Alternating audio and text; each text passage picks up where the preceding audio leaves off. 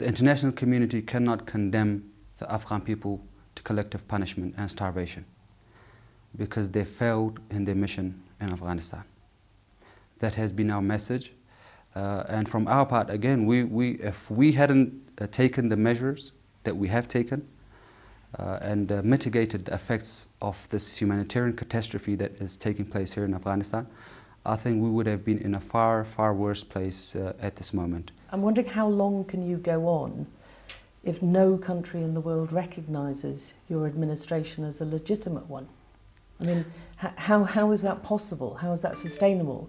And don't you have an obligation, almost a moral duty under Islam, under any God, to step away if by you staying it is condemning millions of your fellow men and women to a miserable future? Just as you rightly pointed out, the situation, the humanitarian situation in Afghanistan, the underlying causes are three that were also pointed out and highlighted by Ms. Deborah Lyons, the chief of UNAMA here, the United Nations mission in Afghanistan. She said three underlying causes. One was the dependence of the previous administration on foreign aid, on foreign assistance. The second was the underdevelopment of basic infrastructure, the lack of focus on it, on building infrastructure for sustainable growth and sustainability, self-reliance here in Afghanistan. And the third cause, the underlying cause of this tragedy is recognition of the government. So again, if we look at all three causes of the humanitarian issue, it's not from our side. It is more related to the international community. It is the moral obligation of the international community to recognize the government that exists, which is a reality. It is not going anywhere anytime soon. And this government has shown that it is a responsible actor. The politicizing of recognition is only endangering the lives of the common people.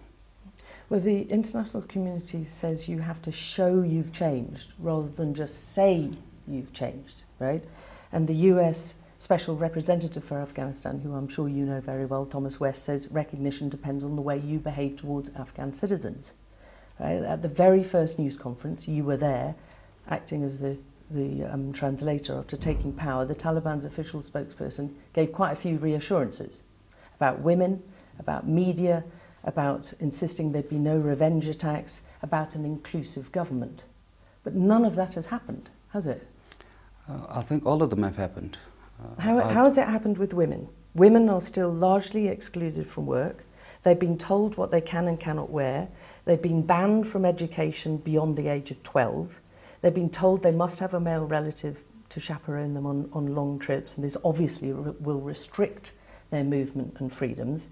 That's hardly the image of women walking shoulder to shoulder, which was the phrase that he used at the time, the Taliban spokesman. Employment, no female worker that worked in the government has been fired from her job. Every single female worker of the administration is still in her job. Their jobs have been, the coming to work has been suspended. Their jobs they have not been fired from their jobs. They are being paid their salaries. That's a very mute point, isn't it? Because if they're not doing their job and they're not getting paid for it, because many of public service workers are not getting paid, how is that a job? So they're not doing it and they're not getting paid. How is that a job? No, they are getting paid and they do retain their jobs. But they're not doing it. The suspension is because this is an Islamic society and we're working on methods, on mechanisms of how to best integrate them back into their jobs. It is not because we do not want them to work shoulder to shoulder with their fellow Afghans. That is not the problem. Even if we take the government jobs to one side, millions more women who do other jobs, who run their own businesses or have done and now can't, who were the only breadwinners in their family, and now their families don't have anything to buy to feed themselves with. So first, I answered the difficult question for you about the government. The private sector, there are absolutely zero restrictions on women working. They are working in banks, they're working in running their businesses, they are doing all the jobs that they previously held. There have been absolutely zero restrictions on the private sector from outside. That is number two.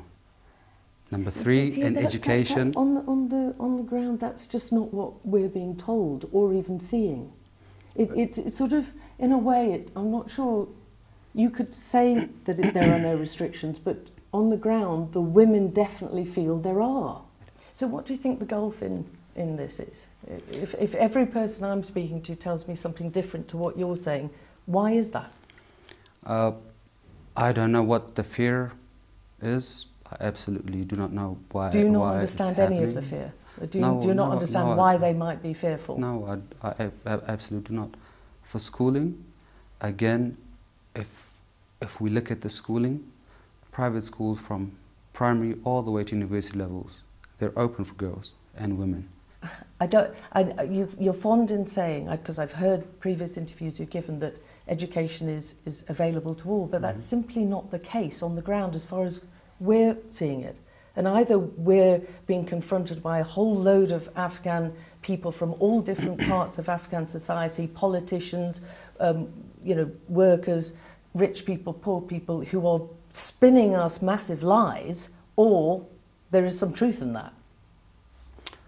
Again, girls not going to school in their personal capacity or due to fear, whether rational or irrational, is their own personal prerogative. We from outside, the policy of the government has been very clear.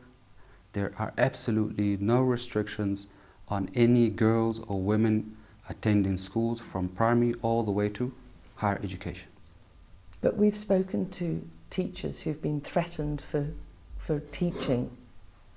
So how does that figure? Who've been visited by armed Taliban fighters who appear to be from the administration or acting on behalf of the administration, telling them that they should not be teaching older girls or, for instance, teaching them art classes. This is the first time I've ever heard this. I've never seen any reports. Do you think it could be true? It possibly could be. This is a very conservative society. Our security forces, from policy and from what I've seen and from what I'm seeing myself with my own two eyes while living here in Afghanistan, is that our security do not approach women specifically, because this is an Afghan society. We have a lot of respect for women. We do not threaten women, ever. Okay, can I show you a video of a young woman who appeared on social media? Sure. It is a young woman who took part in a demonstration demanding the rights, her better rights. Yes, yeah, I've seen that. It's quite well known in Afghanistan right now. Yes. It's the. She's saying, "Help! Help! The Taliban are at my door. We're here on my own with my 3 sisters. Yes. All women." Yes, I've seen the video. She looks and sounds quite terrified. Yes. She took part in a small demonstration of about 20 or 30 women. It looked from the pictures, demanding more rights. She was not alone in being visited, a female being visited by Taliban fighters. We spoke to a woman today who wasn't even at the demonstration, but her daughters were. She was in the house with children when she says about 20 armed Taliban soldiers, fighters, came into her room, came into her house. She tried to stop them coming in, saying that they were children. She's got bruises on her arm, trying to stop the door being pushed in by all these men with guns. You're a man, so maybe you might not appreciate, but as a woman, that must be utterly terrifying. I'm sure it must be terrifying if you're a man. How is that showing respect to women? Does this mean that you don't have control over all your Taliban fighters? That video is, of course, distressing. and the incident that you've said is also horrific if it has taken place. However, if she could lodge a complaint as per law against whoever the intruders were. Was it from the Ministry of Interior? She'd been to the Ministry of Interior and complained with the investigation unit because they took away her mobile phone and her daughter's mobile phones. And she said, I haven't done anything wrong. What are you doing? She had children there, 5, 4, who had with guns pointed at them. I don't know in what world that is acceptable, and also how you can possibly convince the outside world that you're fit for office when that is happening in the capital city. Lord knows what's happening way out in Badakhshan. Again, I cannot confirm the incident that you're alluding to. I've never heard of it, neither through our Ministry of Interior, nor through any reputable media. The other incident, the video that you just showed me, the Ministry of Interior absolutely rejected it and called the video fake. How is that fake? If it's fake, where is the young woman? Maybe you can approach the Ministry of Interior and ask them how they came to that conclusion. As for what you rightly pointed out of terrifying women and children, rousing them from their sleep in the dead of the night, it happened for 20 years in Afghanistan. Foreign forces would barge into homes, kill women and children, torture their men, detain them, take them to Guantanamo and Bagram, take them to black sites, and leave the families, bomb them, and do unimaginable horror and torture, physical and psychological harm for 20 years. Do you feel you're getting a bad rap from the West, people like me, journalists? No, I absolutely do not, because people that have been born and bred in the West have a different set of values. They see human rights differently, they see laws differently, they see people differently. They have different perspectives of the world. And we have a different perspective. And what we're advocating is, let us understand one another. We are human beings just like you, but we are distinct, just as you are distinct. And we want to live our way of life in our country, according to our customs and our beliefs. You've got splits within the Taliban already. Thinking about up north, when you've got your Uzbek factions are causing problems. Is this the beginning of a split? What happened in the north was a protest that began or erupted after a miscommunication and misunderstanding of the situation. It's absolutely calm in the north at the moment. There's no splits, as you term it, if it means there's a split within the government, we could rightly point to the protests in the UK.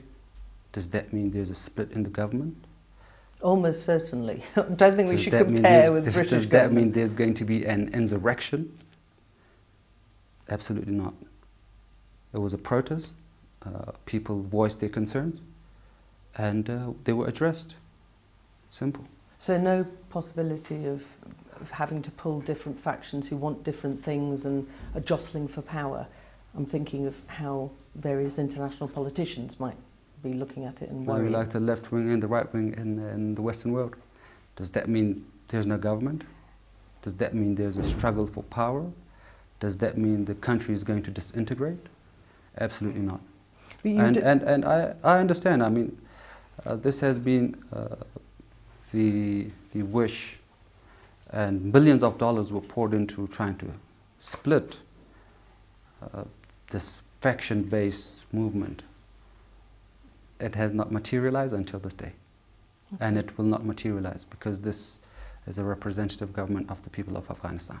I don't know how you can call it representative if you haven't had any elections. Or are you planning elections? Representative in the sense that the people of Afghanistan have chosen this government. Well, they haven't chosen you. They haven't chosen you. They didn't choose the people, the foreign troops who came, and they didn't choose you. They voted in elections which saw Hamid Karzai being elected and Ashraf Ghani being elected, but they haven't voted you in.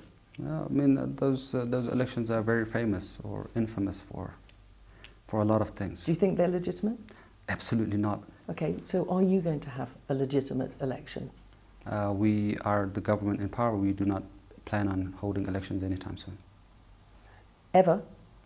Anytime soon.